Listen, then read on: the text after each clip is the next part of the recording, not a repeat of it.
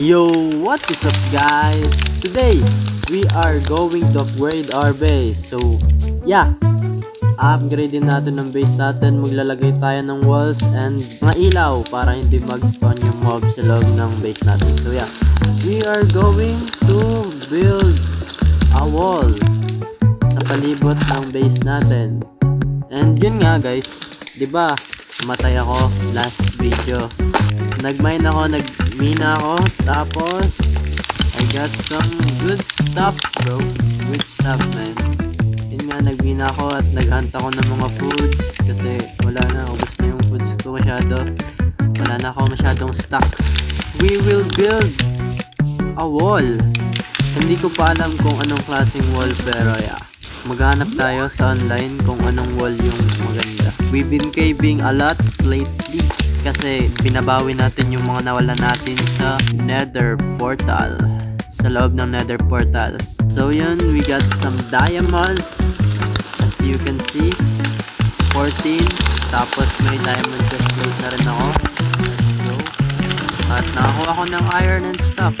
So yun nga, namatay ako sa witch kasi nag-shield, like bro, nag-shield ako tapos nag-splash siya ng poison. So yun, namatay ako.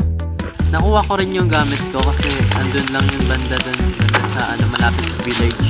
Medyo nakakabawi na tayo bro. Nakakabawi na tayo man. Ayun nga, kumuha na ako ng gold kasi para pagbalik ko sa nether portal, sa loob ng nether portal, makakaano na tayo ng helmet, golden helmet, para hindi hostile yung piglin sa atin. Etong palayan, etong wheat farm, papalawakin ko pa yan, papabutin ko dyan sa base. Papabutin ko sa base ko at yeah, let's do this guys.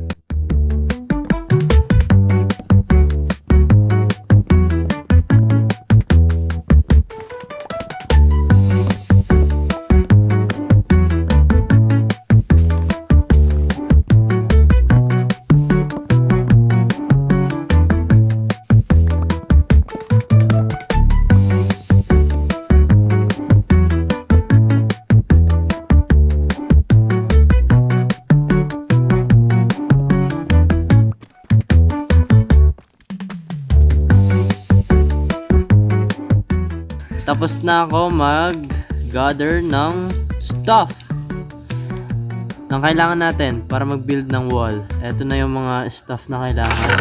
Medyo marami. While I'm gathering stuff, medyo na-distract ako at gumawa ako ng spawner. Punta ako sa spawner, okay? Tignan mo yung nagawa ko. Mas nauna pa ito natapos kaysa sa wall. Akalain mo yun. Ito yung skeleton spawner / XP spawner, XP farm. So yun, may tubig dyan papunta dito sa butas, kaya may zombie drown dito. May drown dito. Habang nag-AFK ako, napansin ko patay na ako. Yung mga players na nakapunta sa akin, 2 players, nalimutan ko yung name, pero may 2 players na nakapunta sa akin and they are stuck as freak bro. Full netherite and stuff. Nakatayo lang ako dito, tapos bigla silang sumulpot dito, pumunta sa baba, tapos pinatay ako. Ito yung iniwan sa akin. Pagpasok ko sa nether, may nakita akong nagpo-float na mga netherite stuff. So yun, kinuha ko na. Ito yung mga nakuha ko na nagpo-float doon. Okay, stone cutter pala, grindstone.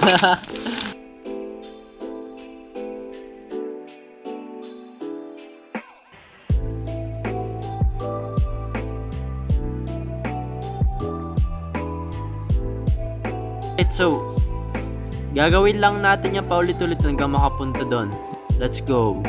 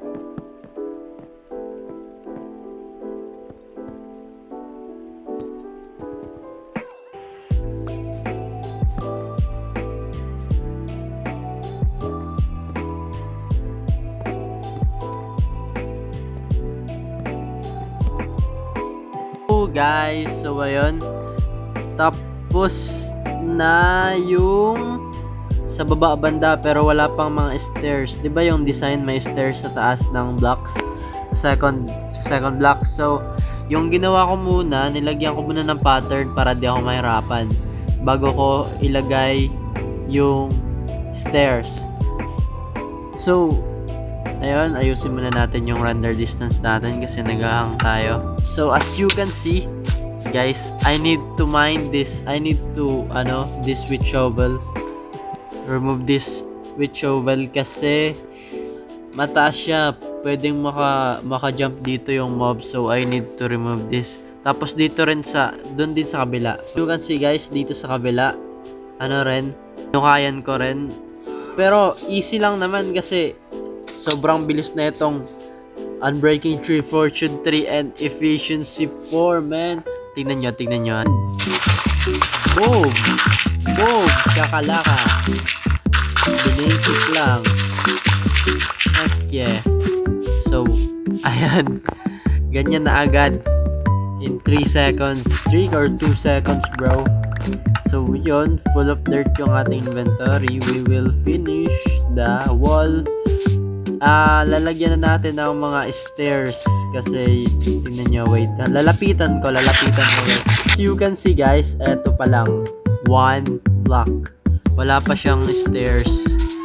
Hindi katulad ng andun may stairs na. Wait, tignan natin. Di tulad dito, kung makikita nyo dito may stairs dito. So yeah, eto wala pa, dun banda wala pa rin. Lalagyan na natin tong lahat ng stairs. Alright, let's go.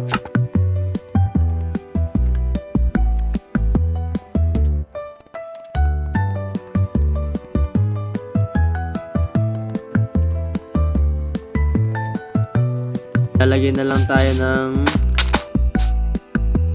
ilaw sa palibot ng wall natin para hindi siya madilim. Alright, let's go guys.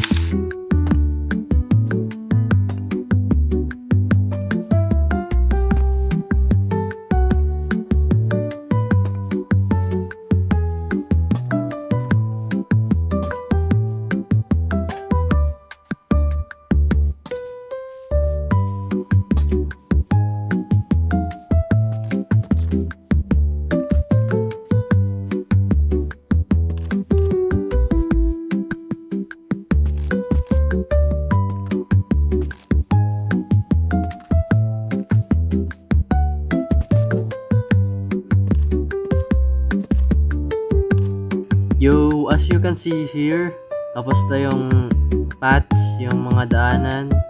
And now, kung makikita nyo, maggagabi na. So, tapos na yung wall, tapos na yung paths. Ang kulang na lang ay liwanag. Yeah.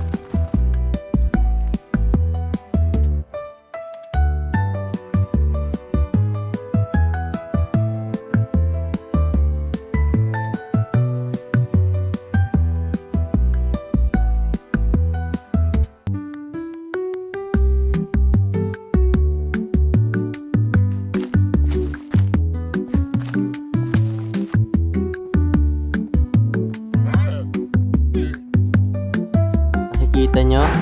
Di lang kita dun sa malayo. Wait, lapit tayo. Lahat na may tanim. Lahat na yan boy may tanim. So, ang gagawin naman natin, lalagyan natin ng mga fences and mga design like high bales and lights. Let's go!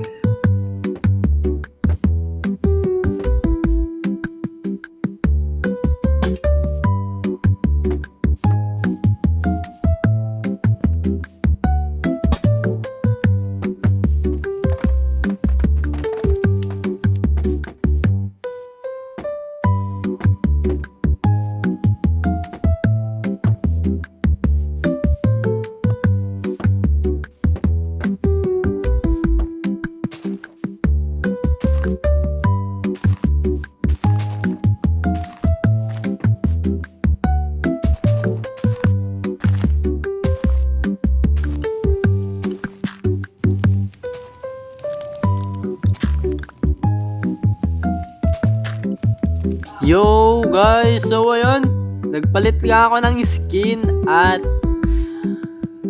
habang ako ay nagde-design ng fences and stuff dito sa farm, sa wet farm ko, ako ay na-distract at ayun, nakitrade ako ng wither skeleton head. Eto, 'di ba, para hindi ka makita sa locator bar dun sa XP thingy dito sa baba. Nga, nakitrade nga ako, tapos nagtanong siya sa akin kung pwede daw siya tumira dito sa base ko kasi malayo sa lahat. Ayun, hindi ko alam, pero sabi ko, sige lang. Sige, sure, sabi ko sure. Tapos ayun, dito na siya nakatira. Tignan niyo sa loob ng bahay. Dalawa na yung bed, bro. Tingnan nyo. Oh, andito yung bed niya. Andito yung bed ko. Tapos medyo nagbago na konti. Tinur ko siya sa base. Pinunta ko siya sa XP at yun nga, pinunta ko siya sa XP farm. At yun, namanga siya kasi maganda daw yung base natin. Syempre, nag-thank you tayo. And yung unang ginawa niya, nag-dupe siya, pre. Nag-dupe siya. I can't believe it, bro. Nag-dupe siya dito. Nag-duplicate siya ng mga items. Hiningi niya yung wood na grenade kasi sabi daw 6 stacks of wood para sa isang wither skeleton. Pumunta pa ako dun sa pinakamalayo sa coordinates na negative 3,000 tapos positive 2,000. Pumunta pa ako doon, dito ako sa 22k blocks away from the spawn. So ayun, medyo nahirapan ako pumunta doon. Naka-elytra ako, nasira yung elytra ko. Yun, binigyan ako ng mga stuff kasi medyo mayaman siya sa kakaduplicate ng item. Dito siya nag-duplicate, bro. Tapos binigyan ako ng maraming wood. Ito yung maraming wood, bro. Tapos yung kapalit, dito na siya titira. Medyo decent naman siya sa PvP and stuff. Nakikita ko pag alis niya sa base, pagkatapos niya nakipag PvP siya sa spawn. Ayun nga, dahil dupe siya ng dupe dito, ginawan ko siya ng experimental site, bro. Tignan nyo, nag-effort pa ako para sa kanya, pare. Oh, diba? Kita nyo to, pare. Oh, diba? Gara, no? Astig, no? Oh, dito siya nagdudupe. Tapos nilagyan ko pa siya ng bed para pag gumabi, gusto niya matulog, may tulugan. You know what I mean? Ito yung gamit niya. Ayan, marami yung gamit. Puro yan dinoble, pare. Tapos nilagyan ko na rin ng mga fences and stuff.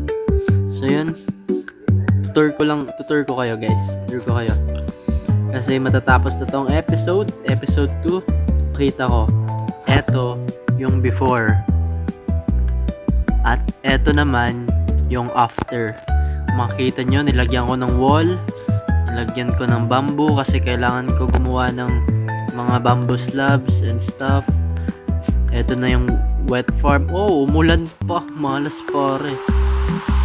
So ayun, eto yung wall, eto yung bamboo farm ko yan. Eto yung wall, nakita nyo sa labas, ganyan yung mukha ng wall.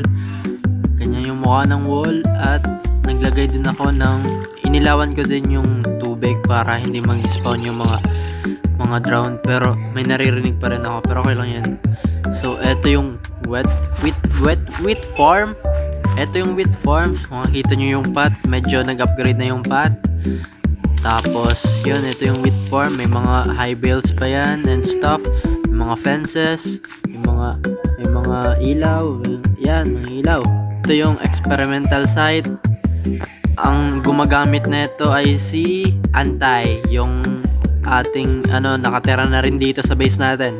So ito yung fences, yan, medyo plain pa dyan pero may gagawin tayo dyan. Yun, wall pa dun, banda. Tapos eto, sugarcane farm. Wait lang, balik tayo pare. Balik. So ayan, eto yung pot. Medyo maganda. Medyo maganda na yung pot. May mga high bales dyan. Eto yung wheat farm natin. Bro, lagyan ko ng fences. Lagyan ko dito ng fences and stuff. Tapos eto yung pumpkin farm natin. Oh, di ba? Medyo malaki na yung pumpkin farm, pare. So, dito naman sa baba, andito yung XP farm, bro. Diba, nung umpisa ng video, wala pa akong XP farm. Ngayon, meron na. Baba lang tayo. Ito yung XP farm hall. Ito yung hall niya. Original design ko to. Ako na ito nag-design. Tapos yan. So yun guys, dito muna magtatapos yung episode 2. Okay, dito muna tayo guys pagtatapos sa episode 2. Sa episode 3, yung bala ko, gagawa ko ng windmill at mga other stuff. So abangan nyo guys yung next video.